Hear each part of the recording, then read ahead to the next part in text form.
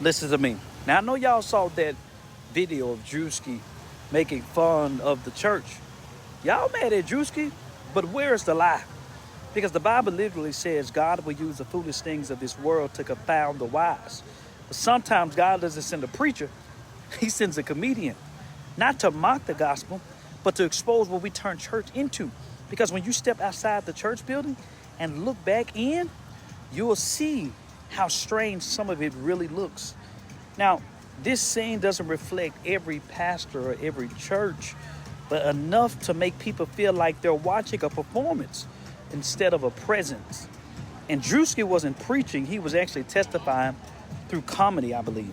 And as a church kid, because I've been in church all my life, who grew up in church, went every day, and saw a lot of stuff, I would tell you he didn't miss.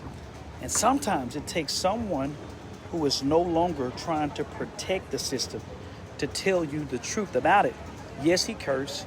Yes, he said things that weren't holy, I didn't care for. But the truth doesn't lose its power just because it comes from an imperfect mouth. Remember that.